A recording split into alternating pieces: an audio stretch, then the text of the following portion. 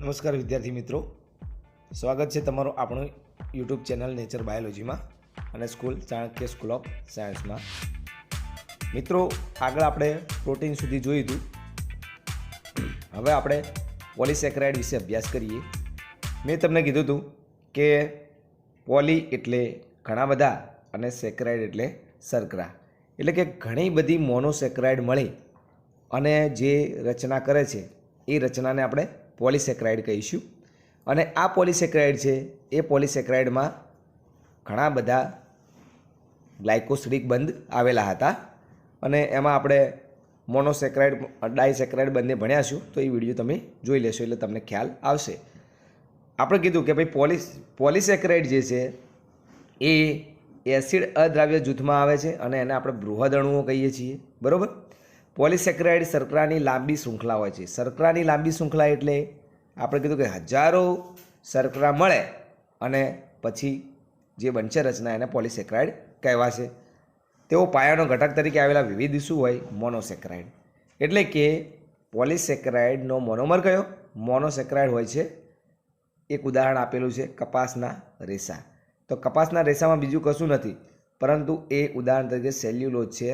Cellulose બહુલક polysaccharide છે. બહુલક polysaccharide એટલે એક જ પ્રકારનો મોનોસેકેરાઇડ આવેલો છે. એટલે તમારે ખાલી એટલું યાદ રાખવાનું છે કે સેલ્યુલોઝ એ પોલિસેકેરાઇડ છે જે હજારો પ્રકારના ગ્લુકોઝ ભેગા મળી અને તેની રચના કરે છે, બરાબર. તો આ ગ્લુકોઝ રહ્યો એ ગ્લુકોઝ એક જ પ્રકારનો હોવાથી, એક જ પ્રકારનો એટલે હજારો ગ્લુકોઝ હશે પણ અણુ તો ફક્ત ગ્લુકોઝનો જ હશે.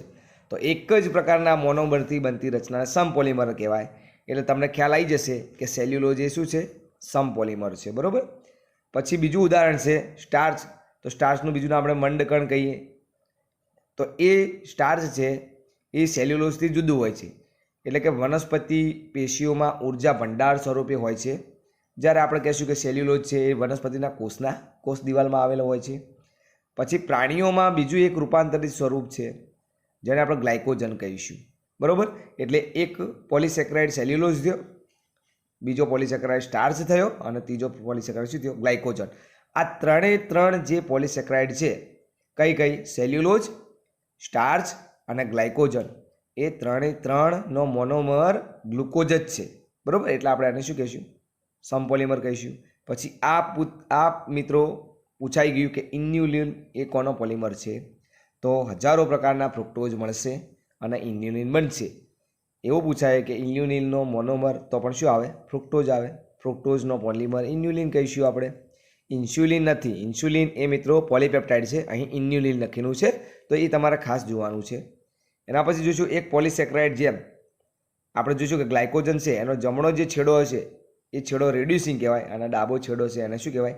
નોન રેડ્યુસિંગ કહેવાય. રેડ્યુસિંગ છેડો એટલે મિત્રો આપણે ફેરસ કે ફેરિક નાખીએ ત્યારે એની સાથે શું કરે? પ્રક્રિયા કરશે, બરાબર. પછી આપણે કહીશું કે શાખાયુક્ત હોય છે. શાખાયુક્ત કેવું હોય આપણે જોઈએ આકૃતિમાં. અને સ્ટાર્ચ કુંતલાકાર દ્વિતીયક રચના બનાવે છે. અને આ જે સ્ટાર્ચ રહ્યું એ સ્ટાર્ચની અંદર આપણે કહીશું કે ભાઈ આયોડિન નાખવામાં આવે તો આ જે કુંતલી ભાખરી એના સાથે આ આયોડિન જોડાઈ જાય છે અને સ્ટાર્ચ આયોડિન સંકુલ બનાવે છે. અને આ સંકુલ કયો રંગ આપશે? તો આયોડિનનો ભૂરો રંગ હોય એટલે ભૂરો રંગ આપે છે. તો તમને એવું કહ્યું હોય મિત્રો કે કોઈ પણ વનસ્પતિનો ભાગ આપ્યો હોય અને કીધું હોય કે ભાઈ આમાંથી આયોડિન મતલબ આની અંદરથી સ્ટાર્ચ કયા ભાગમાં સમાયેલું છે જુઓ, તો આપણે શું કરવાનું રહેશે? તો આપણે આયોડિનથી અભિરંજિત કરીએ અને જ્યાં ભાગમાં ભૂરો રંગ આવે તો સમજી જવાનું કે ભાઈ આ સ્ટાર્ચ છે, બરાબર. સેલ્યુલોઝમાં આવી જટિલ રચના હોતી નથી. આવા કુંતલો જે છે એ કુંતલો જોવા મળશે નહીં, જેના કારણે તે આયોડિન સાથે જોડાઈ શકતો નથી, બરાબર. હવે આગળ આપણે જોઈએ મિત્રો તો આ એક આકૃતિ છે. આપણે કહીએ કે ગ્લાયકોજનની રચના છે. તો ગ્લાયકોજનની રચના આપણે જોઈએ તો જુઓ કેવી છે? તો આપણે જોઈ શકીએ છીએ મિત્રો કે શાખિત છે. શાખિત એટલે આ કહેવાશે રેખીય અને અહીંયા જુઓ આ શાખાઓ થઈ એટલે આપણે એને શાખિત કહીશું, બરાબર. તો આપણે આટલો ભાગ ઝૂમ કરી અને અહીંયા દેખો બતાવ્યો છે. તો એ ભાગ આપણે જોઈએ મિત્રો તો એની અંદર એવું હતું કે આ બધી ગ્લુકોઝના અણુઓ છે. આ ગ્લુકોઝનો અણુ 1 2 3 4 એ રીતના ગ્લુકોઝના અણુઓ છે. આ ગ્લુકોઝના અણુઓ હજારો પ્રકારના મળશે એટલે ગ્લાયકોજનની રચના થશે. પરંતુ ગ્લાયકોજન અહીં જોઈ શકીએ છીએ મિત્રો કે કેવો છે, શાખિત છે. દેખાય છે શાખિત એટલે કે શાખાઓ ધરાવે છે. તો અહીંયા આપણે જોઈ શકીએ કે આ જુઓ આ જે પહેલો કાર્બોદિત છે ત્યાં જુઓ તો આપણે કાર્બન જોઈએ કે ભાઈ કાર્બન 1 છે, પછી આ કાર્બન 2 છે, આ કાર્બન 3 છે, આ કાર્બન 4 ને અહીંયા CH2OH આવશે એટલે કાર્બન 6 થશે. બરાબર, એટલે ગ્લુકોઝ થયો. તો અહીં જોઈ શકીએ છીએ કે આ જે સીધી લીટી આપી એ આ સીધી લીટીવાળું છે અને આ જે બ્રાન્ચ આપી એ આ બ્રાન્ચ છે. તો અહીં જોઈ શકો છો મિત્રો કે બંને વચ્ચે જે બંધ બન્યો એ કયો બંધ બનશે, ગ્લાયકોસિડિક બંધ. બરાબર, અને જે આગળની જે આ જે બ્રાન્ચ જે ભાગ આવેલો છે એ બ્રાન્ચ ભાગ અહીંયા આપેલો છે. તો અહીં તમે જોઈ શકો છો કે એક જે ગ્લુકોઝ છે એ ગ્લુકોઝનો 6થા નંબરનો કાર્બન અને બીજો ગ્લુકોઝ છે એ ગ્લુકોઝનો અહીં 1લા નંબરનો કાર્બન. તો અહીંયા પહેલા અને 6થા વચ્ચે બંધ બને છે એટલે આપણે 1,6 ગ્લાયકોસિડિક બંધ કહીશું. અને અહીં તમે જોઈ શકો છો મિત્રો કે અહીં આ પહેલા નંબરનો ગ્લુકોઝ અને અહીં મતલબ આ પહેલો, બીજો, ત્રીજો અને 4થા નંબરનો ગ્લુકોઝ અને આ પહેલા નંબરનો ગ્લુકોઝ જોડે બને છે એટલે આપણે 1,4 ગ્લાયકોસિડિક બંધ કહી શકીશું. બરાબર, એટલે શાખિત હોય તો 2 બંધ આવેલા, કયા 1,4 ગ્લાયકોસિડિક બંધ અને 1,6 ગ્લાયકોસિડિક બંધ. અને અશાખિત હોય તો ફક્ત કેટલો, એક જ બંધ આવેલો હોય છે, કયો, ગ્લાયકોસિડિક બંધ. તો એ પ્રમાણે તમારે ધ્યાન રાખવાનું છે મિત્રો. અહીં આપેલું છે જુઓ કે વનસ્પતિ કોષ દિવાલ સેલ્યુલોઝની બનેલી હોય છે. વનસ્પતિની લુગદીથી બનેલ જે કાગળ છે, આપણે જે કાગળ અને રૂના રેસા કાગળ આપણે જે વાપરીએ છીએ, તમે લેસન કરવા માટે વાપરો, એ બીજું કંઈ નથી પરંતુ શું છે, સેલ્યુલોઝ છે. પછી કુદરતમાં બધા જ જટિલ પોલિસેકેરાઇડ પણ જોવા મળે છે. એટલે કે અહીંયા આપેલું જો એમિનો શર્કરા તેમજ રાસાયણિક સ્વરૂપથી પરિવર્તિત શર્કરા છે, ગ્લુકોઝ એમાઇન, N-એસિટાઇલ ગેલેક્ટોઝ એમાઇન, આ બધા છે. તો એક એક્ઝામ્પલ છે કે સંધિપાદીઓના બાહ્ય કંકાલમાં જટિલ પોલિસેકેરાઇડ શું આવેલું હોય, કાઇટિન આવેલું હોય છે. બરાબર, તો આ કાઇટિન કેવું છે, તો કાઇટિન આપેલું છે અહીં, કેવું આપેલું છે, વિષમ પોલિમર આપેલું છે આપણે NCERTમાં. તો કાઇટિનને આપણે વિષમ પોલિમર તરીકે લઈશું મિત્રો. બરાબર, એટલે કે એ N-એસિટાઇલ ગેલેક્ટોઝ અને ગ્લુકોઝ એમાઇન 2 પ્રકારના મોનોમર આયન, એ જ મોનોમર ભેગા થઈને રચના બનાવે છે એટલે આપણે કાઇટિનને અહીં વિષમ પોલિમર ગણીશું. અને આ કાઇટિન છે એ ખાસ તમારે યાદ રાખવાનું છે કે એ ફૂગના કોષ દિવાલમાં આવેલી હોય છે. આપણે ફંગલ સેલ્યુલોઝ પણ એને કહેવામાં આવે છે. અને બીજું આ યાદ રાખવાનું કે સંધિપાદીઓ છે એ સંધિપાદીઓના બાહ્ય કંકાલમાં પણ એ આવેલું છે. તો કાઇટિન વિશે આટલું ધ્યાન રાખીશું. ગ્લુકોઝ એમાઇન અને N-એસિટાઇલ ગેલેક્ટોઝ મળી અને રચના બનાવશે. બરાબર, તો 2 પ્રકારના મોનોમર થયા એટલે આપણે વિષમ પોલિમર કહીશું. અને તેનું સંધિપાદીઓનું બાહ્ય કંકાલમાં અને ફૂગની કોષ દિવાલમાં આવેલું હોય છે. તો કાઇટિન વિશે આપણે આટલું ધ્યાન રાખીશું. ચલો આપણે આગળ વધીએ મિત્રો. તો હવે ન્યુક્લિક એસિડ જોઈએ. તો ન્યુક્લિક એસિડની અંદર આપેલું છે કે કોઈ પણ જીવંત પેશીના, આ પણ ન્યુક્લિક એસિડ બીજું શું છે કે એ જૈવિક બૃહદઅણુ એટલે કે બાયોમેક્રોમોલિક્યુલ છે. એટલે આપણને ખબર છે કે એસિડ અદ્રાવ્ય ભાગમાં જોવા મળશે. બરાબર, ન્યુક્લિક એસિડ એ પોલીન્યુક્લિયોટાઇડ છે મિત્રો. પોલીન્યુક્લિયોટાઇડ એટલે કે ઘણા બધા હજારો ન્યુક્લિયોટાઇડ મળશે અને જે રચના બનશે એને પોલીન્યુક્લિયોટાઇડ કહેવાય છે. એટલે કે ન્યુક્લિક એસિડનો મોનોમર કયો થયો, તો ન્યુક્લિક એસિડનો મોનોમર થયો ન્યુક્લિયોટાઇડ. અને ન્યુક્લિયોટાઇડમાં મિત્રો આપણે કહ્યું હતું કે ન્યુક્લિયોટાઇડની અંદર શું આવશે, તો ન્યુક્લિયોટાઇડની અંદર આપણે કહ્યું હતું કે ફોસ્ફેટ આવશે વત્તા PS કરું છું એટલે પેન્ટોઝ શર્કરા આવશે અને વત્તા NB કરું છું એટલે નાઇટ્રોજન બેઝ આવશે. એટલે કે પેન્ટોઝ શર્કરા પછી ફોસ્ફેટ અને નાઇટ્રોજન બેઝ આ 3 મળે એટલે શું બનશે, તો એ બનશે ન્યુક્લિયોટાઇડ. અને હજારો પ્રકારના ન્યુક્લિયોટાઇડ ભેગા થાય એટલે શું બને, ઘણા બધા ન્યુક્લિયોટાઇડ, જેને આપણે શું કહીશું, પોલીન્યુક્લિયોટાઇડ કહીશું. બરાબર, પછી આપણે આગળ જોઈએ કે જે પોલિસેકેરાઇડ અને પોલીપેપ્ટાઇડ સાથે જોડાઈને પણ જીવંત પેશી કે કોષના વાસ્તવિક બૃહદઅણુનો શું કરે, ભાગ બનાવે છે. પોલિસેકેરાઇડ આપણે જોઈએ તો એ પોલિસેકેરાઇડ જોડે જોડાયેલા હોય છે. પોલિસેકેરાઇડ અને પોલીપેપ્ટાઇડ સાથે પણ એ જોડાયેલા હોય છે અને બૃહદઅણુનો ભાગ બનાવે છે. બરાબર, પછી આપણે જોઈએ કે ન્યુક્લિક એસિડ આપણે કીધું કે ભાઈ મોનોમર કયો, ન્યુક્લિયોટાઇડના જોડાણથી બને છે. એક ન્યુક્લિયોટાઇડ છે, એ ન્યુક્લિયોટાઇડની અંદર આપણે કીધું હતું મિત્રો કે રાસાયણિક ઘટકો આવેલા છે. કયા કયા? તો પહેલો વિષમ ચક્રીય સંયોજન જેને આપણે નાઇટ્રોજન બેઝ કીધું, બીજો મોનોસેક્રાઇડ જેને આપણે પેન્ટોઝ શર્કરા કીધી, અને ત્રીજો છે ફોસ્ફરિક એસિડ જેને અથવા આપણે શું કહીશું? ફોસ્ફેટ કહીશું. બરાબર. તો ન્યુક્લિયોટાઇડમાં મેં તમને કહી દીધું મિત્રો કે ન્યુક્લિયોટાઇડમાં 3 રચનાઓ આવેલી હોય. નાઇટ્રોજન બેઝ વિષમ ચક્રીય સંયોજન છે, પછી મોનોસેક્રાઇડ એટલે પેન્ટોઝ શર્કરા, અને પછી ફોસ્ફેટ.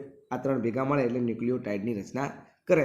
અને આ હજારો પ્રકારના ન્યુક્લિયોટાઇડ ફોસ્ફોડાયસ્ટર બંધ વડે જોડાય અને જે રચના બનાવે એને આપણે પોલીન્યુક્લિયોટાઇડ કહીશું. એ પોલીન્યુક્લિયોટાઇડ એટલે બીજું કંઈ નહીં પણ શું? Nucleic acid. અને ન્યુક્લિક એસિડની બે ન્યુક્લિક એસિડ બે પ્રકારના છે. એક છે ડીએનએ ડીઓક્સીરિબોન્યુક્લિક એસિડ, એક છે આરએનએ રિબોન્યુક્લિક એસિડ. જોઈએ આપણે આગળ કે ન્યુક્લિક એસિડમાં આવેલ વિષમ ચક્રીય સંયોજન નાઇટ્રોજન બેઝ છે. આપણે કહી દીધું મિત્રો કે એડેનિન ગ્વાનિન છે, એને આપણે પ્યુરિન કહીશું. અને યુરેસિલ, સાઇટોસિન અને થાઇમિન છે એને આપણે પિરિમિડિન કહીશું. અહીં આપેલું છે એડેનિન ગ્વાનિન એ પ્યુરિન છે, જ્યારે બાકીના એની સામે પ્રતિસ્થાપિત છું એ પિરિમિડિન છે. વિષમ ચક્રીય રિંગને પ્યુરિન અને આપણે શું કીધું? પિરિમિડિન. એટલે કે નાઇટ્રોજન બેઝ પ્યુરિન હોય અથવા શું હોય? પિરિમિડિન હોય. પોલીન્યુક્લિયોટાઇડમાં જોવા મળતી શર્કરા જો મોનોસેક્રાઇડ, પેન્ટોઝ શર્કરા, રિબોઝ શર્કરા હોય તો એ આરએનએમાં આવેલી હોય, અને ડીઓક્સીરિબોઝ શર્કરા હોય તો એ શેમાં આવેલી હોય? ડીએનએમાં આવેલી હોય. આપણે કીધું હતું મિત્રો રિબોઝ શર્કરા મેં તમને કીધી હતી કે આ રીતની રિબોઝ શર્કરા હોય છે, આ રીતની. બરોબર. એક મિનિટ આપણે વ્યવસ્થિત દોરીએ રિબોઝ શર્કરા. એમાં ઓક્સિજન આપેલો છે. આ રીતની રિબોઝ શર્કરા હોય છે. આપણે કીધું હતું મિત્રો કે અહીં જો આ જે પહેલા નંબરનો કાર્બન, અહીં આ જે આ ભાગ છે બીજા નંબરનો કાર્બન, અહીં બીજા નંબરના કાર્બન પર જો OH આવેલું હોય તો આપણે એને શું કહેવાય? રિબોઝ શર્કરા કહેવાય. અને આ બીજા નંબરના કાર્બન ઉપર ફક્ત અને ફક્ત એકલો H આવેલો હોય તો આપણે એને શું કહીશું? રિબોઝ કહીશું. એટલે કે જો રિબોઝ ડીઓક્સીરિબોઝ કહીશું. OH આવેલો હશે તો રિબોઝ કહીશું. આ રિબોઝ શર્કરા હશે તો આપણે એને શું કહીશું? આરએનએ કહીશું. અને ડીઓક્સીરિબોઝ હશે તો આપણે એને કહીશું ડીએનએ. બરાબર. પ્રોટીનની રચના આપણે કીધી હતી મિત્રો કે પ્રોટીનની 4 પ્રકારની રચના હોય છે. બરાબર. આપણને ખબર પડી છે કે પ્રોટીન ઘણા બધા એમિનો એસિડનો બનેલો છે, ઘણા બધા પ્રકારના એમિનો એસિડનો બનેલો છે, એટલે આપણે એને વિષમ પોલિમર કહ્યો. એમિનો એસિડની શૃંખલાઓથી બને છે, આપણને ખ્યાલ છે. અણુઓની સંરચનાઓ જુદા જુદા સંદર્ભમાં જુદો જુદો હોય છે. એટલે કે આપણે જોઈએ કે પ્રોટીન રહ્યા એ પ્રોટીન જુદી જુદી રચનામાં હોય છે, અને એમાં એમિનો એસિડ કેવા પ્રકારના છે એ પ્રમાણે એરિયા કાર્ય કરે છે. બરાબર. અકાર્બનિક રસાયણશાસ્ત્રમાં સંરચનાનો સંબંધ આપણે આણ્વીય સૂત્ર સાથે હોય છે. જેમ કે આપણે કહીએ આણ્વીય સૂત્ર નહીં કહેતા NaCl MgCl2. બરાબર. અને કાર્બનિક રસાયણો અણુની દ્વિપરિમાણિક સંરચના આપણે કહીએ બેન્ઝીન, નેપ્થેલિન, એને રજૂ કરે છે. તો ભૌતિક વૈજ્ઞાનિક આણ્વિક સંરચનાને આપણે શું કહીએ છીએ કે ભૌતિક એની વૈજ્ઞાનિક રચના જોઈએ તો એ 3D સ્ટ્રક્ચર, ત્રિપાર્ણિક દ્રશ્ય આપણે જોવું પડે. તો એ 3D સ્ટ્રક્ચર આપણે જોઈએ તો આપણે જોઈ શકીએ છીએ કે એની અંદર પ્રોટીનના 4 પ્રકારની રચના થાય છે. બરાબર. ચલો એક પહેલી આપણે પ્રાથમિક રચના જોઈએ. તો પ્રાથમિક રચનામાં જોયું હતું મિત્રો કે આ જે હું રાઉન્ડ દોરું છું એ એમિનો એસિડ છે. તો આ પ્રમાણે રેખીય રીતે જોઈએ મિત્રો આપણે આ પ્રમાણે રેખીય રીતે એમિનો એસિડ આવેલા હોય છે. આ જે રાઉન્ડ કરી એમિનો એસિડ છે, અને વચ્ચે કયો બંધ આવેલો છે તો એ પણ આપણને ખબર છે કે પેપ્ટાઇડ બંધ આવેલો હોય છે. બરાબર. તો આપણે જોઈએ મિત્રો તો આપણે કીધું કે ચલો એમિનો એસિડનો ક્રમ એટલે કે પ્રોટીનમાં તેના સ્થાન વિશેની માહિતી, અને કયો પ્રથમ એમિનો એસિડ છે, કયો દ્વિતીય એમિનો એસિડ છે એ પણ આપણે કહી શકીશું. બરાબર. તો આ આપણે જોઈ શકીએ કે આ રેખીય રચના છે. રેખીય રચના એટલે પ્રોટીનનું પ્રાથમિક સ્વરૂપ. તો આપણે કહી શકીએ અહીં ગણી શકીએ એક એમિનો એસિડ, બીજો, 3, 4, 5 કયા છે, પછી કયા પ્રકારનો એમિનો એસિડ કયા ક્રમમાં આવેલો છે એ પણ આપણે આની રચના કહી શકીએ છીએ. બરાબર. એને આપણે કહીશું પ્રાથમિક રચના. અને આપણે કીધું કે રેખા સ્વરૂપે હોય છે ને રેખીય. ડાબા છેડા પર પ્રથમ એમિનો એસિડ અને જમણા છેડા પર અંતિમ એમિનો એસિડ જોવા મળે છે. પ્રથમ એમિનો એસિડ હોય એનો N છેડો હોય એટલે કે એમિનો જે હોય જેને આપણે M ટર્મિનલ કહીશું, અને અંતિમ છેડો હશે એ અંતિમ છેડાની અંદર કાર્બોક્સિલ સમૂહ આવેલો હશે તો એને આપણે શું કહીશું? C ટર્મિનલ કહીશું. જોઈએ અહીં મિત્રો તો અહીં આપણે જોઈ શકીએ કે ચલો આ એમિનો એસિડની રચના છે, આખી આપેલી છે. આ એમિનો એસિડનો એક એન ટર્મિનલ આપેલો અને બીજો સી ટર્મિનલ આવેલો છે. ડાબો છેડો જુઓ એન ટર્મિનલ, આ જમણો છેડો એન ટર્મિનલ છે અને ડાબો છેડો સી ટર્મિનલ છે. જોઈએ મિત્રો અહીં તો અહીં જુઓ, અહીં પહેલો જે એમિનો એસિડ રહ્યો એનો એમિનો જૂથ ફ્રી છે અને પછી બીજો જે એમિનો એસિડ છે એનો કયો કાર્બોક્સિલિક એમિનો જૂથ ફ્રી છે. તો એમિનો જૂથ ફ્રી હોય એને આપણે એન ટર્મિનલ કહીશું અને કાર્બોક્સિલિક છેડો ફ્રી છે એને આપણે શું કહીશું? સી ટર્મિનલ કહીશું. બરાબર. તો એ પ્રમાણે આપેલા છે. અહીં તમે એ પણ જોઈ શકો છો મિત્રો કે આર જે જૂથ છે એ આર જૂથની અંદર કયો આવેલું છે? આર જૂથની અંદર આવેલું છે, જોઈ શકો છો તમે, CH2OH એટલે કે મિથાઇલ હાઇડ્રોક્સી અથવા હાઇડ્રોક્સી મિથાઇલ સમૂહ આવેલો છે એટલે આપણે એને સેરીન કહ્યું છે. બરાબર. એનસીઆરટીમાં આપેલું છે, આપણે ખાસ ધ્યાન રાખવું પડે.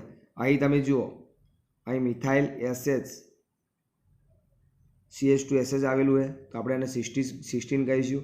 એસ એટલે સલ્ફરયુક્ત એમિનો એસિડ પૂછાય મિત્રો તો તમને ખાસ ખબર હોવી જોઈએ કે સલ્ફરયુક્ત એમિનો એસિડ એટલે કયું આવશે? 16 આવશે. પછી અહીં જુઓ આપણે બેન્ઝીન આવેલું છે તો એને આપણે ટાયરોસિન કહેવું છે, જેને આપણે એરોમેટિક એમિનો એસિડ પણ કહેવાય.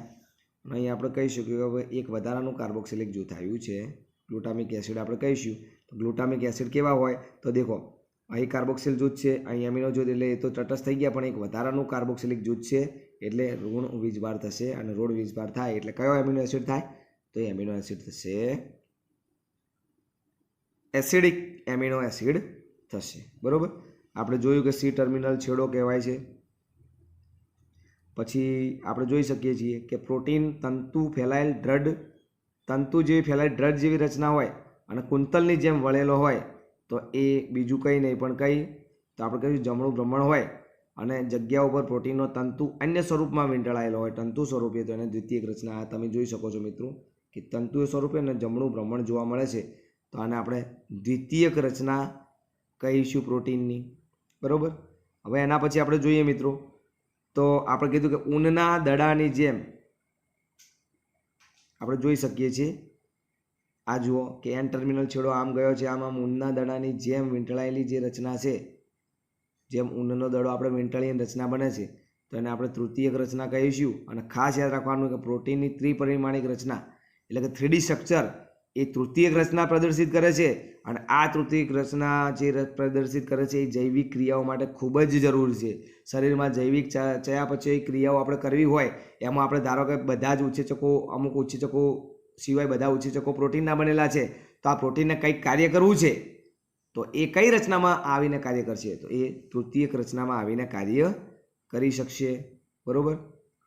પછી આપણે જોઈએ કે કેટલાક પ્રોટીન એક કે તેથી વધુ પોલીપેપ્ટાઇડ કે તેના પેટા એકમ સમૂહનો હોય. જે પ્રકારે આપણે કહીએ કે પ્રત્યેક પોલીપેપ્ટાઇડ પેટા એકમ એકબીજા સાથે ગોઠવાયેલા હોય, ગોળાની બધી સીધી રેખા કે આપણે કહી શકીએ. તો મિત્રો અહીં ઉદાહરણ આપેલું કે ચતુર્થક રચના કરે એટલે આ બધા હતા એ એક જ પોલીપેપ્ટાઇડ હતી, પણ અહીં પોલીપેપ્ટાઇડ કેટલી આવશે? આપણે દોરીએ કે ચલો 1, 2, 3 અને 4 પોલીપેપ્ટાઇડ આપી. બરાબર. તો 2 આલ્ફા પોલીપેપ્ટાઇડ અને 2 બીટા પોલીપેપ્ટાઇડ કે આપણે કહીએ વચ્ચે FeIN આવેલું છે, આયરન આવેલું છે. તો 1, 2, 3 અને 4 પોલીપેપ્ટાઇડ થઈ. બરાબર. તો આ જે 4 પોલીપેપ્ટાઇડ ભેગી થઈ અને રચના જે બનાવી એને આપણે ચતુર્થક રચના કહીશું. અને આ ચતુર્થક રચના બીજા કોઈનું ઉદાહરણ નથી પરંતુ આ ઉદાહરણ છે હિમોગ્લોબિનનું. બરાબર. તો હિમોગ્લોબિન એ ચતુર્થક રચનામાં આવશે અને 4 પોલીપેપ્ટાઇડ ધરાવે છે. 2 આલ્ફા પોલીપેપ્ટાઇડ છે અને 2 બીટા પોલીપેપ્ટાઇડ છે. બરાબર. ચતુર્થક રચના કીધું છે અને આપણે કીધું છું દેખો કે પુખ્ત મનુષ્યમાં હિમોગ્લોબિન 4 પેટા ખંડોનો બનેલો હોય છે, તેમાંથી 2 એકબીજાને કેવી હોય? સમાન. સમાન એટલે 2 આલ્ફા અને 2 બીટા હોય છે, જે એકબીજા સાથે મનુષ્યનું શું બનાવે? HB હિમોગ્લોબિન બનાવે છે. એટલે હિમોગ્લોબિનમાં 4 પોલીપેપ્ટાઇડ આવેલી છે, 2 આલ્ફા પોલીપેપ્ટાઇડ છે અને 2 બીટા પોલીપેપ્ટાઇડ છે. અને આ જોડાયેલી હોય જે રચના બનાવે એને આપણે ચતુર્થક રચના કહીશું. બરાબર મિત્રો. હવે આપણે પોલિમરમાં મોનોમરને જોડતા આપણે બંધોના પ્રકાર વિશે ચર્ચા કરીએ મિત્રો. તો પહેલું આપણે કીધું હતું કે ચલો ભાઈ કોઈ પણ પોલીપેપ્ટાઇડ પ્રોટીનના એમિનો એસિડ છે એ એમિનો એસિડ કયા બંધ વડે જોડાશે? પેપ્ટાઇડ બંધ વડે જોડાશે. બરાબર. અને એમિનો એસિડના કાર્બોક્સિલ સમૂહ અને તે પછીના એમિનો સમૂહ વચ્ચે પાણીના અણુના નીકળવાથી જોડાય છે. બરાબર. તો હું અહીં ઉપર દોરી દઉં છું મિત્રો. તો ચલો આપણે જોઈએ કે NH2 છે, પછી C હશે, અહીંયા H હશે, અહીંયા આપણે R1 કહીશું, પછી અહીંયા COOH હશે, પછી આપણે બીજું આપણે લઈશું, બીજું એમિનો એસિડ NH2 થશે, C થશે, અહીંયા H થશે, અહીંયા R2 લઈએ અને અહીંયા COOH થશે. બરાબર. તો આપણે જોઈએ મિત્રો, તો અહીં લખેલું છે કે એક એમિનો એસિડનો કાર્બોક્સિલ સમૂહ અને તેના પછીનો એમિનો એસિડનો કયો એમિનો સમૂહ, આ બંને વચ્ચે પાણીનો અણુ, અહીંયા OH અને આ H2માંથી એક H, એટલે કે પાણીનો એક અણુ H2O શું થાય, દૂર થઈ જાય અને એમની વચ્ચે બંધ બને છે. આ જે બંધ બને એને આપણે શું કહીશું, કયો બંધ કહીશું, પેપ્ટાઇડ બંધ કહીશું. બરાબર. તો પ્રોટીનમાં કયો બંધ આવેલો હોય, પેપ્ટાઇડ બંધ, અને પાણીનો એક અણુ દૂર થાય એટલે આપણે એને શું કહીશું, નિર્જલીકરણની ક્રિયા. બરાબર. આ પોલિસેકરાઇડની વાત કરીએ તો બે મોનોસેકરાઇડ વચ્ચે આપણને ખબર છે મિત્રો ગ્લાયકોસિડિક બંધ બને છે અને આમાં પણ પાણી દૂર થાય છે એટલે આપણે એને નિર્જલીકરણની ક્રિયા કહીશું. બરાબર. આપણે જોઈએ કે પાછળના બે મોનોસેકરાઇડ કાર્બન પરમાણુ વચ્ચે આ બંધ રચાય છે. ન્યુક્લિક એસિડમાં એક ન્યુક્લિયોટાઇડના એક સર્કલના ત્રીજો કાર્બન અને તેના પછીના ન્યુક્લિયોટાઇડના સર્કલના 5મા નંબરના કાર્બન સાથે આનો બંધ રચાય છે. અહીં તમે આકૃતિમાં જોઈ શકો છો મિત્રો કે આ એક ન્યુક્લિયોટાઇડ છે અને આ છે એ બીજો ન્યુક્લિયોટાઇડ છે. બરાબર. બે પોલીન્યુક્લિયોટાઇડ આપેલા છે. આપણે જોઈએ કે ચલો એક શર્કરા જે અહીંયા એક ન્યુક્લિયોટાઇડ છે એની આપણે આ જે કાર્બન નંબર છે એ કયો છે, ત્રીજો કાર્બન નંબર છે, અને આ કાર્બન નંબર છે એ કયો છે, 5મો કાર્બન નંબર છે. તો અહીંયા ફોસ્ફેટ એ એક શર્કરાના ત્રીજા નંબરના કાર્બન જોડે અને બીજા શર્કરાના 5મા નંબરના કાર્બન જોડે. આ ફોસ્ફેટ બંને જગ્યાએ કયા બંધ વડે, તો બંને જગ્યાએ કયા એસ્ટર બંધ વડે જોડાય છે. બરાબર. પરંતુ અહીં થાય છે શું કે આ જે ફોસ્ફેટ બંને જગ્યાએ એસ્ટર બંધ વડે જોડાયેલો હોવાથી ફોસ્ફેટ જોડાયેલો છે એટલે આપણે ફોસ્ફોડાયસ્ટર બંધ કહીએ છીએ. બરાબર. એટલે બે ન્યુક્લિયોટાઇડ વચ્ચે કયો બંધ આવેલો હોય છે, તો બે ન્યુક્લિયોટાઇડ વચ્ચે ફોસ્ફોડાયસ્ટર બંધ આવેલો હોય છે. કેમ કે ફોસ્ફેટ એક ન્યુક્લિયોટાઇડના ત્રીજા નંબરના હાઇડ્રોક્સિલ જૂથ સાથે, કાર્બન નંબરના હાઇડ્રોક્સિલ જૂથ સાથે, અને બીજો જે ન્યુક્લિયોટાઇડ રહ્યો એના 5મા નંબરના કાર્બન સાથે આ ફોસ્ફેટ બંને જગ્યાએ એસ્ટર બંધથી જોડાયેલો હોય એટલે આપણે એને કહીશું ફોસ્ફોડાયસ્ટર બંધ. બીજું મિત્રો અહીં તમે જોઈ શકો છો કે DNA છે એનો એક 5મો છેડો ખુલ્લો છે એટલે 5 પ્રાઇમ કહેવાય, બીજો છેડો ત્રીજો ખુલ્લો છે એટલે એને 3 પ્રાઇમ કહેવાશે. અહીં તમે જોઈ શકો છો કે DNAનો ત્રીજો છેડો ખુલ્લો છે અને અહીં 5મો છેડો ખુલ્લો હશે એટલે આપણે એને 3 પ્રાઇમ 5 પ્રાઇમ. તો એક છેડો છે 5 પ્રાઇમ 3 પ્રાઇમ છે, બીજો છેડો 3 પ્રાઇમ 5 પ્રાઇમ છે. એટલે આ વોટસને આપેલું આપણે મોડેલ કહી શકીએ કે DNA કેવું છે, એકબીજાના એન્ટી પેરેલલ રચના છે. બરાબર. એટલે કે પ્રતિ સમાંતર રચના છે. બરાબર. પછી બીજી વસ્તુ આપણે ધ્યાન રાખીશું મિત્રો કે દેખો આ થાઇમિન આપેલું છે એટલે આપણે T કહીએ અને આ એડેનિન આપેલું એટલે થાઇમિન જોડે હંમેશા એડેનિન જોડાય, એડેનિન હશે તો હંમેશા થાઇમિન જોડાશે. તો બંને વચ્ચે કેટલા, તો આપેલા દેખો બે હાઇડ્રોજન નિર્બળ બંધ આવેલા હોય છે. એવી જ રીતે સાઇટોસિન છે તો સાઇટોસિનની સામે હંમેશા ગ્વાનિન છે, ગ્વાનિન હશે એની સામે હંમેશા હાઇડ્રોજન, એના સામે હંમેશા શું હશે, ગ્વાનિન સામે સાઇટોસિન હશે. અને કેટલા, 3 હાઇડ્રોજન બંધ વડે જોડાયેલું હોય છે. આ પ્રશ્ન નેટમાં પૂછાઈ ગયો મિત્રો. અને તમે બીજી વસ્તુ જોઈ શકો છો કે દેખો ફોસ્ફેટ શર્કરા, ફોસ્ફેટ શર્કરા, ફોસ્ફેટ શર્કરા. તો એ ફોસ્ફેટ શર્કરા છે એ મુખ્ય ધરી બનાવે છે અને નાઇટ્રોજન બેઝ છે એ અંદર કેવા લે છે, તો અંદરની તરફ ખેંચેલા છે, ખૂપેલા છે. અહીં તમે જોઈ શકો છો દેખો શર્કરા, ફોસ્ફેટ શર્કરા, ફોસ્ફેટ શર્કરા, ફોસ્ફેટ એ મુખ્ય ધરી બનાવે છે અને અંદરની તરફ નાઇટ્રોજન કેવા છે, ખૂપેલા છે. બરાબર. ચલો આપણે જોઈ લઈએ આની અંદર. તો આપણે કીધું ફોસ્ફેટ તેમજ શર્કરાના હાઇડ્રોક્સિલ સમૂહની વચ્ચેનો આ બંધ કેવો હોય, એસ્ટર બંધ. એસ્ટર બંધ બંને બાજુ રચાતો હોવાથી આપણે એને શું કીધું, ફોસ્ફોડાયસ્ટર બંધ. એટલે કે ન્યુક્લિયોટાઇડમાં બે ન્યુક્લિયોટાઇડ વચ્ચે કયો બંધ આવેલો હોય, ફોસ્ફોડાયસ્ટર બંધ આવેલો છે. પછી કીધું કે ન્યુક્લિક એસિડ જુદા જુદા પ્રકારની દ્વિતીયક રચના વડે પ્રદર્શિત થાય છે. પ્રોટીન હતું એ તૃતીયક રચના વડે પ્રદર્શિત થતું હતું, ન્યુક્લિક એસિડ કઈ દ્વિતીયક રચના વડે પ્રદર્શિત થાય છે. અને વોટસન અને ક્રિકે કયું ભાઈ મોડલ, એ મોડલ પ્રમાણે આપણે જોઈએ તો આપણે મોડલ પ્રમાણે જોઈ લીધું મિત્રો કે આ મોડલ DNAની બેવડી કુંતલમય રચના સ્વરૂપે છે. બેવડી આ એક કુંતલમય રચના અને આ બીજા નંબરની કુંતલમય રચના એટલે આપણે એને બેવડી કુંતલમય રચના કહીશું. અને બંને શૃંખલાઓ પોલીન્યુક્લિયોટાઇડ જે આ છે એકબીજાના કેવા છે? પ્રતિ સમાંતર કીધું, એક 5 પ્રાઇમથી 3 પ્રાઇમ તો બીજું 3 પ્રાઇમથી 5 પ્રાઇમ, એને પ્રતિ સમાંતર કહેવાય, બરાબર. વિરુદ્ધ દિશામાં આવી ગયું. પછી તેની મુખ્ય ધરી આપણે કહી દીધી ભાઈ કે શર્કરા ફોસ્ફેટ, આ ફોસ્ફેટ શર્કરા ફોસ્ફેટ બને છે અને નાઇટ્રોજન બેઝ ઓછા વત્તા છે. મુખ્ય ભાગને લંબ અક્ષે અંદરની તરફ લંબ અક્ષે, પરંતુ કયા અંદરની તરફ કેવા હોય છે? ખૂંપેલા હોય છે, બરાબર. પછી આપણે એ પણ કહી દીધું મિત્રો કે એડેનિન ગ્વાનિન વચ્ચે એડેનિન ગ્વાનિન બેઝ બીજી શૃંખલાના ટી અને સી વચ્ચે, એટલે કે એડેનિન છે એ 2 હાઇડ્રોજન બંધ વચ્ચે થાઇમિન સાથે અને ગ્વાનિન છે એ 3 હાઇડ્રોજન બંધ સાથે સાઇટોસિન સાથે જોડાય છે, બરાબર. અને પ્રત્યેક શૃંખલા એક કુંતલીય નિસરણી જેવી દેખાય છે. કુંતલના પ્રત્યેક પગથિયા 2 જોડીના બનેલા હોય છે, એટલે કે આ જે કુંતલ રહ્યું, આ કુંતલના જે પગથિયા કહેવાય, જો 2 જોડી કહેવાય, એક 2 જોડી છે, આ બીજી 2 જોડી છે, તો આ બંને વચ્ચેનું અંતર એ કેટલું છે? તો એ આપેલું છે મિત્રો. પછી આપણે વાંચી લઈએ 3.4 એંગસ્ટ્રોમ, બરાબર.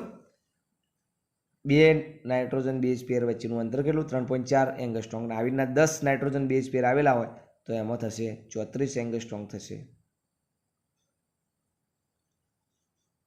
બરાબર. અને પછી આપણે જોઈશું મિત્રો કે આ જે એક બેઝ પેર છે અને બીજો પેજ જે વળાંક લે છે એ વળાંક કેટલા ખૂણાનો હોય છે? તો એ 36 ખૂણાનો હોય છે. અને આ જે વોટસન અને કીકે જે ડીએનએ કીધું, ડીએનએ બી પ્રકારનું ડીએનએ છે, બરાબર. ઘણા બધા પ્રકારના ડીએનએ આવે, આ બી પ્રકારનું ડીએનએ છે. અને એક જે વળાંક લે છે એમાં કેટલા? 10 બેઝ પેર આવેલા છે અને 34 એંગસ્ટ્રોમ એની લંબાઈ હશે. આ યાદ રાખવાનું છે મિત્રો આપણે. પછી આપણે જોઈએ શરીરના ઘટકોની આપણે અદલા બદલી જોઈએ મિત્રો.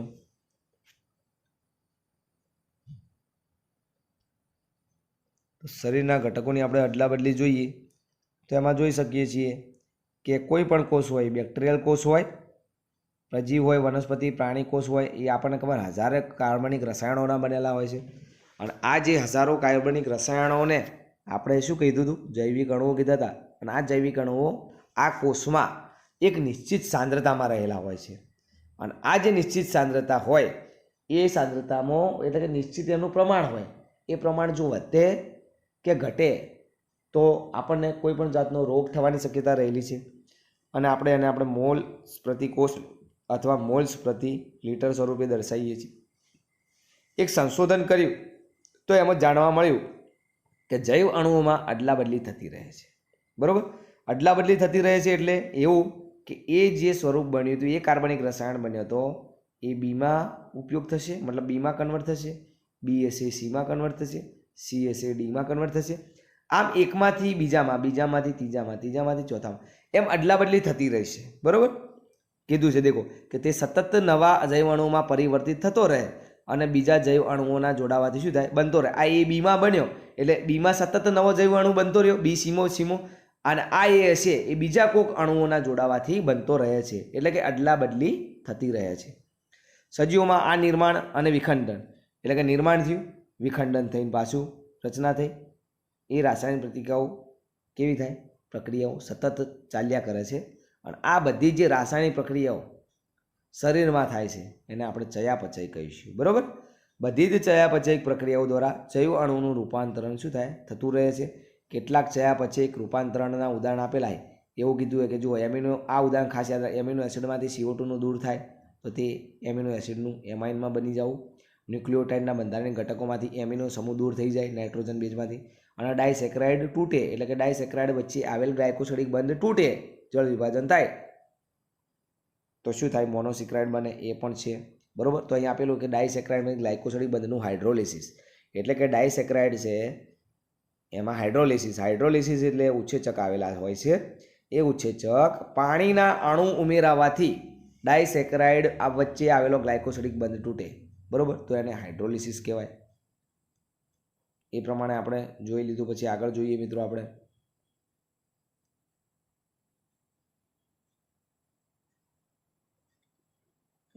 જોઈએ મિત્રો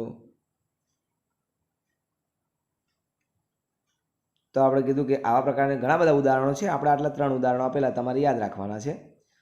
મુખ્યત્વે રાસાયણિક ચયાપચયિક પ્રક્રિયાઓ એકલી થતી નથી, પરંતુ હંમેશા અન્ય બીજી પ્રક્રિયાઓ શું થાય? જોડાયેલી રહે છે. એટલે આપણે આ ચયાપચયકોનું એકબીજામાં પરિવર્તન એકબીજા સાથે જોડાયેલ પ્રક્રિયાઓની શૃંખલા દ્વારા થાય છે. એટલે કે એકબીજામાં શું થાય, જોડાયેલા રહે છે. એકમાંથી બીજામાં કન્વર્ટ થાય, બીજામાંથી ત્રીજામાં. એ આખા ચયાપચય પથ આવેલા હોય છે. વાહન વ્યવહારની જેમ ટ્રાફિક હોય એ રીતનું હોય છે. જેમ આપણે કહીએ કે વાહન વ્યવહાર કેવો, એક સાધન જાય એટલે એની પાછળ બીજું આવે, બીજું જાય એટલે ત્રીજું આવે, ત્રીજું ત્રીજી જગ્યાએ જશે. એ પ્રમાણે આ પથરીઓ એ કેવો હોય, રેખી હોય અથવા વર્તુળાકાર હોય. મેં તમને કીધું કે ગ્લુકોઝનું ટુ ગ્લાયકોલિસિસ છે એ કેવો હોય, એ રેખીય છે. અને આપણે ક્રેબ્સ ચક્ર જોઈશું એ કેવું છે, વર્તુળાકાર છે. બરાબર. તો આ બે પ્રકારના ચયાપચય પથ આવે છે. પછી આપણે જોઈશું મિત્રો આગળ કે ચયાપચકો અને શરીરની ઘટકોની આપણે શું કહ્યું, ગતિક અવસ્થા કીધી. સૌથી મહત્ત્વનું એ છે કે એકબીજાથી જોડાયેલા ચયાપચય ટ્રાફિક અત્યંત સરળ ગતિ દ્વારા કોઈ પણ દુર્ઘટના વગર સ્વસ્થ અવસ્થા બનાવી રાખવા માટે હોય છે. એટલે આપણે જેમ ટ્રાફિકના નિયમો પ્રમાણે જો સાધન ચાલતા હોય તો કેવું, એકમાંથી એક જાય એટલે બીજું આવે, બીજું જાય એટલે ત્રીજું આવે. કોઈ પણ એક્સિડન્ટ થયા વગર, કોઈ પણ પ્રોબ્લેમ આવ્યા વગર, આમાં પણ કોઈ પણ જાતની દુર્ઘટના વગર એ જે હોય પથ, એ પથ કેવું કરે, ચાલ્યા કરે છે. બરાબર. પછી આપણે કીધું કે આ ચયાપચય પ્રક્રિયાઓ એમને એમ નથી થતી, ઉત્પ્રેરિત પ્રક્રિયાઓ છે. ઉત્પ્રેરિત પ્રક્રિયાઓ એટલે શું ખબર? ઉત્પ્રેરકો દ્વારા થતી પ્રક્રિયાઓ. તો અહીં ઉત્પ્રેરકો એટલે શું છે મિત્રો? ઉત્પ્રેરકો એટલે આપણે ઉત્સેચક સમજવાનું છે. કેમ? એને જૈવ ઉદ્દીપક કહેવાય, બાયોકેટાલિસ્ટ કહેવાય. કેમ કહેવાય? કેમ કે એ સજીવમાં પ્રક્રિયા કરે છે, રાસાયણિક પ્રક્રિયાઓ કરે છે, ચયાપચય ક્રિયાઓ કરે છે. કોઈ પણ ચયાપચય ક્રિયા ઉત્સેચક વગર થાય જ ના મિત્રો. ઉત્સેચકનું ખૂબ જ મહત્વ રહેલું છે. બરાબર. પરંતુ આ જે ઉત્સેચક ઉત્પ્રેરક ક્રિયાઓ જે કરે છે, રાસાયણિક ક્રિયાઓ, એ ઉત્પ્રેરક જુએ તો આ સજીવોમાં જોવા મળે છે. એટલે આને આપણે જૈવિક ઉદ્દીપક કહીશું. બરાબર. અહીં આપેલું છે જુઓ કે જીવન તંત્રમાં કોઈ પણ ચયાપચય રૂપાંતર ઉત્પ્રેરક વગર પૂર્ણ થતી નથી. ઉત્સેચક વગર સજીવમાં રાસાયણિક ક્રિયાઓ એટલે કે ચયાપચય ક્રિયાઓ પૂર્ણ થવી કોઈ શક્યતા જ નથી મિત્રો. કોઈ પણ જાતની શક્યતા એની અંદર આવેલી નથી. કેવી રીતે? તો એનું ઉદાહરણ આપણે લઈએ કે ચલો ભાઈ, તમારી મહેનત છે એ ઉત્પ્રેરક છે અને તમારે MBBS બનવાનું સપનું છે. એ તમારી આખી ચયાપચય ક્રિયા છે કે તમે હાલ 12 સાયન્સમાં છો અને પછી ડૉક્ટરમાં રૂપાંતરિત થશો, MBBSમાં એડમિશન લેશો. એટલે તમે એક ચયાપચય પથમાંથી બીજા ચયાપચય પથમાં આવ્યા. બરાબર. પરંતુ એ ઉત્પ્રેરક વગર, અહીં ઉત્પ્રેરક એટલે આપણે મહેનત સમજવાની છે, તો મહેનત વગર કાર્ય થશે નહીં. એવી રીતે જીવનતંત્રમાં કોઈ પણ ચયાપચય ક્રિયા આપણે રૂપાંતર એકમાંથી બીજું રૂપાંતર કરવું છે તો ઉત્પ્રેરક થશે નહીં. CO2નું પાણીમાં ઓગળવું એ તો ભૌતિક ક્રિયા છે. બરાબર. એમાં ઉત્પ્રેરકની જરૂર હોતી નથી. ઉત્પ્રેરક કે જે કોઈ પણ ચયાપચય રૂપાંતરની ગતિ વધારે એ પ્રોટીન હોય છે અને આવા પ્રોટીનને આપણે ઉદ્દીપન કહીએ અને ઉત્સેચક કહેવાય. બરાબર. ઉદ્દીપનની ક્ષમતા એટલે કે ઉત્પ્રેરણની ક્ષમતા ધરાવે છે એટલે એને ઉદ્દીપક કહેવાય. પરંતુ સજીવોમાં જોવા મળે છે એટલે એને આપણે જૈવ ઉદ્દીપક કહીશું, બાયોકેટાલિસ્ટ કહીશું. બરાબર. હવે આપણે જોઈએ મિત્રો કે જીવનનો ચયાપચય આધાર, મેટાબોલિક બેઝિસ ફોર લિવિંગ આપણે જોઈએ તો ચયાપચય પથ દ્વારા સામાન્ય ઘટકોમાંથી આપણને ખબર હતા કે જટિલ ઘટકો રહ્યા, એ જટિલ ઘટકોમાંથી સરળ ઘટકો બનશે. એ આપણે જોઈશું મિત્રો. તો મેં તમને કીધું હતું કે આ જે જટિલ ઘટકો રહ્યા એ જટિલ ઘટકોનું વિભાજન થઈ અને સરળ ઘટકો બનશે. તો એને આપણે શું કીધું હતું? તો એને આપણે અપચય કીધું હતું. બરાબર. અને સામાન્ય ઘટકોમાંથી પાછા જટિલ ઘટકો બને તો આપણે એને ચય ક્રિયા કહી હતી. તો આ પ્રમાણે તમારે યાદ રાખવાનું છે મિત્રો. તો આપણે જોઈએ અહીં દેખો કે સામાન્ય ઘટકોમાંથી જટિલ ઘટકો બને એને ચય કહેવાય. તો એસિટિક એસિડમાંથી કોલેસ્ટેરોલનું બનવું એ ચય પ્રક્રિયા છે. એસિટિક એસિડ સામાન્ય ઘટક છે અને કોલેસ્ટેરોલ એ એસિટિક એસિડ મળી અને બને છે એટલે જટિલ ઘટક થયો. જટિલ ઘટકોમાંથી સરળ ઘટકો બનીએ તો એને અપચય કહેવાય છે. બરાબર. ઉદાહરણ આપેલું છે કે કંકાલ સ્નાયુમાં જ્યારે અજારક શ્વસન થાય ત્યારે ગ્લુકોઝમાંથી શું બનશે? લેક્ટિક એસિડનું નિર્માણ થશે. અને આ પ્રક્રિયાને આપણે જૈવ સંશ્લેષણ પથ ચય કહીએ છીએ. એ પ્રથમ પ્રકારની એટલે કઈ? તો સામાન્ય ઘટકમાંથી અહીં હું આપું છું, આ 1 નંબર આપું છું અને આ જે નંબર આપ્યો એ બીજો નંબર આપ્યો. બરાબર. તો પહેલા નંબરની જે પ્રક્રિયા રહી એટલે કે સામાન્ય ઘટકોમાંથી જટિલ ઘટકોમાં રૂપાંતરણ, એસિટિક એસિડમાંથી કોલેસ્ટેરોલનું બનવું, એને આપણે જૈવ સંશ્લેષણ તબક્કો અથવા ચય પ્રક્રિયા કહીશું. અને બીજી જે પ્રક્રિયા રહી એ જટિલ પદાર્થનું વિખંડન થાય અને સરળ પદાર્થો બને એટલે આપણે એને કહીશું અપચય ક્રિયા કહીશું. ચય અને પથમાં શક્તિ શું થાય મિત્રો? વપરાય. કેમ? બિલ્ડિંગ બને છે, જૈવ સંશ્લેષણ થાય છે એટલે શક્તિ વપરાવાની. જ્યારે બીજી તરફ અપચય પથ એટલે કે બિલ્ડિંગ તૂટે તો શું થાય? શક્તિ મુક્ત થાય છે. બરાબર. તો ચય પ્રક્રિયાની એ ઉર્જાગ્રાહી કહેવાય અને અપચય પ્રક્રિયા એ શું કહેવાય? ઉર્જા ત્યાગી કહેવાય.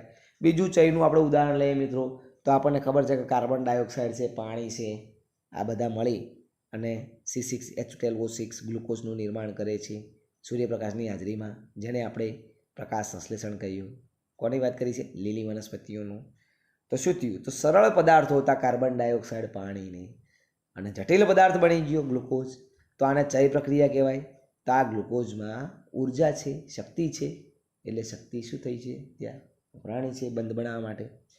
અને આપણે કહીએ કે ભાઈ શ્વસનની પ્રક્રિયા દ્વારા આ જ ગ્લુકોઝને આપણે તોડીએ તો કાર્બન ડાયોક્સાઇડ અને પાછું પાણી બની જાય, એટલે કે જટિલમાંથી સરળ બની ગયા તો અપચય કહેવાય. તો આપણને ગ્લુકોઝ તૂટે એટલે શું મળે? શક્તિ મળે, ઉર્જા મળે, એટલે કે ઉર્જા મુક્ત થઈ. બરાબર. અહીં આપણે જોઈ શકીએ છીએ કે કંકાલ સ્નાયુમાં જ્યારે ગ્લુકોઝ લેક્ટિક એસિડમાં વિઘટિત થાય છે, ક્યારે વિઘટિત થાય છે? જ્યારે અજારક શ્વસન થશે ત્યારે. કંકાળ સ્નાયુમાં અજારક શ્વસન થાય ત્યારે ગ્લુકોઝ લેક્ટિક એસિડમાં વિઘટિત થાય છે અને શક્તિ મુક્ત થાય છે. બરાબર. આ ચયાપચય પથ જેના દ્વારા ગ્લુકોઝમાંથી લેક્ટિક એસિડનું નિર્માણ થાય તે કેટલા? 10 ચરણોમાં હોય છે અને એને કહેવાય છે ગ્લાયકોલિસિસ. એટલે કે ગ્લાયકો એટલે ગ્લુકોઝ, લિસિસ એટલે તૂટવું, એટલે કે ગ્લુકોઝના તૂટવાની જે પ્રક્રિયા થાય છે એ 10 સ્ટેપમાં થાય છે. ગ્લુકોઝ છે, ગ્લુકોઝમાંથી ગ્લુકોઝ 6 ફોસ્ફેટ બને, પછી ફ્રુક્ટોઝ 6 ફોસ્ફેટ બને, પછી ફ્રુક્ટોઝમાંથી ફ્રુક્ટોઝ 1,6 બાયફોસ્ફેટ બને. આ રીતે જે એક એક પ્રક્રિયા સ્ટેપ થાય છે એ સ્ટેપ કેટલા આવેલા છે મિત્રો? 10 સ્ટેપો આવેલા છે અને આ સ્ટેપને આખું કહેવાય ચયાપચય પથ. સજીવોમાં પોષક દ્રવ્યોના અવનત થવાથી એટલે કે પોષક દ્રવ્યો ઘટવાથી એટલે તૂટવાથી મતલબ મુક્ત થતી શક્તિ રાસાયણિક બંધ સ્વરૂપે સંગ્રહાય છે અને આ બંધ શક્તિ જ્યારે જે આવશ્યક હોય ત્યાં તૂટે એટલે આપણે કીધું કે શક્તિ ઉર્જાનું ચલણ મહત્વપૂર્ણ સ્વરૂપ રાસાયણિક બંધ હોય છે અને શક્તિ રહેલી છે જેને આપણે એટીપી કહીશું. બરાબર. તો અહીં મિત્રો આપણે સમજીએ કે એડીપી છે અને એક ઇનઓર્ગેનિક કાર્બનિક ફોસ્ફેટ છે. તો અહીં શું થાય કે એડીપી અને આ ઇનઓર્ગેનિક ફોસ્ફેટ વચ્ચે બંધ રચાશે અને બનશે એટીપી. બરાબર. Adenosine triphosphate. આ એડીપી એટલે એડિનોસાઇન ડાયફોસ્ફેટ, એક ફોસ્ફેટ ઉમેરાનો એટલે ટ્રાય થયું એટલે એડિનોસાઇન ટ્રાઇફોસ્ફેટ થયું. તો આ બંધ આ ઉર્જા સ્વરૂપે હોય છે. બરાબર. અને જ્યારે ટ્રાઇફોસ્ફેટ છે એમાંથી એક ફોસ્ફેટ પાછો એક ફોસ્ફેટ દૂર થઈ જાય તો એડીપી બનશે અને એક ફોસ્ફેટ દૂર થાય એટલે કે આ ફોસ્ફેટ અને એમના વચ્ચે જે બંધ હતો એ બંધ તૂટે અને જે શક્તિ મળે છે એ શક્તિનો આપણે ઉપયોગ કરીને આપણું આખું સજીવ તંત્ર ચાલે છે. હાલ હું તમને ભણાવું છું તો પણ એ કેવી રીતના કે મારા શરીરની અંદર એટીપી મને મળે છે ત્યારે. એટલે કે જેમ તમારે કોઈ પણ વસ્તુ લેવી હોય, દાળ લેવી હોય, શાક લેવું હોય, તમારે કોઈ પણ વસ્તુ લેવી હોય XYZ, દાખલા તરીકે તમારે આપણે કહીએ કે ચલો ભાઈ તમારે હાલ તમારે એક બોલપેન જ લેવી છે તો પૈસા આપશો તો મળશે. એવી રીતે શરીરમાં ચલણ તરીકે કોણ મહત્વનું છે? એટીપી. બોલવું છે, ચાલવું છે, દોડવું છે, લખવું છે. બરાબર. તો શેની જરૂર પડે? એટીપીની. એટલે એને આપણે કહેવાય શક્તિનું ચલણ. બરાબર. પરંતુ શેમાં? શરીરમાં. પછી આપણે જીવંત અવસ્થા જોઈએ મિત્રો. તો જીવંત અવસ્થા આપણે જોઈ શકીએ છીએ કે ચલો આપણે કીધું કે સજીવોમાં તેમની જરૂરિયાત અનુસાર નિશ્ચિત સાંદ્રતામાં હજારો રાસાયણિક સંયોજનો આવે છે. બરાબર. અને આ જે રાસાયણિક સંયોજનો એક નિશ્ચિત સાંદ્રતામાં હોય જેને આપણે ચયાપચયકો અથવા જૈવાણુઓ કીધા. આપણે કીધું ઉદાહરણ આપેલું હોય કે દેખો રુધિરમાં શર્કરાની માત્રા 4.5 થી 5 મિલીમોલ હોવી જોઈએ અને અંતઃસ્ત્રાવ છે એ નેનોગ્રામ પ્રતિ મિલીલીટર હોવું જોઈએ. બરાબર. તો આ એની ચોક્કસ માત્રા થઈ. આનાથી વધારો થાય કે ઘટાડો થાય તો આપણે અસ્વસ્થ થઈએ એમ કહેવાય. બરાબર. પરંતુ આપણે જોઈએ કે જૈવિક તંત્રમાં સજીવ એક સ્થિર અવસ્થામાં જોવા મળે છે. તો આપણા શરીરમાં આપણે સજીવ સ્થિર અવસ્થામાં એટલે શું કે ભાઈ 4.5 થી 5 મિલીમોલ આપણે શું કરવું પડે? મેન્ટેન રાખવું પડે. એનાથી વધારો થાય તો પણ પ્રોબ્લેમ થાય, ઘટાડો થાય તો પણ પ્રોબ્લેમ થાય. તો આપણે આ સ્થિર અવસ્થામાં રાખવાનું છે. તો જેમાં બધા જૈવાણુ એક નિશ્ચિત માત્રામાં હોય છે. તો તે જૈવાણુ એક ચયાપચયક પ્રવાહમાં હોય છે. ચયાપચયક પ્રવાહીમાં હોય છે એ જૈવાણુ છે એમાંથી બી બને, બીમાંથી સી બને. બરાબર. તો આપણે સમજીએ કે ચલો એ 10 બનાવે છે, આ પણ 10 બનાવવા છે. તો આપણે જોઈશું કે કોઈ પણ જાતનું અણુ બનશે એ ભેગા થઈને 10 જ અણુઓ બનશે. એમાંથી બી કન્વર્ટ થશે એ 10 થશે, સી થશે એ 10 થશે, બરાબર. આ એમાંથી બી કન્વર્ટ થશે 5 થઈ ગયા તો એ 5 બાકી રહ્યા તો આગળથી બનીને 5 બની જશે. આ પ્રમાણે શું રહેશે? સ્થિર રહેશે, બરાબર. તો આપણે સમજીએ મિત્રો કે કોઈ પણ રાસાયણિક કે ભૌતિક પ્રક્રિયામાં સ્વસંતુલન પ્રાપ્ત કરે છે, જાતે સંતુલન પ્રાપ્ત કરશે. સ્થિર અવસ્થા એ અસંતુલિત હોય છે. અસંતુલિત હોય છે એટલે આપણે કીધું કે ભાઈ 4.5 થી 5 મિલીમોલ હોવું જોઈએ, પણ એ અસંતુલિત છે. કેમ કે આપણે કહીએ કે ગ્લુકોઝ શર્કરા છે, શર્કરા વપરાઈ જશે ત્યારે એમાં ખોટ સર્જાશે.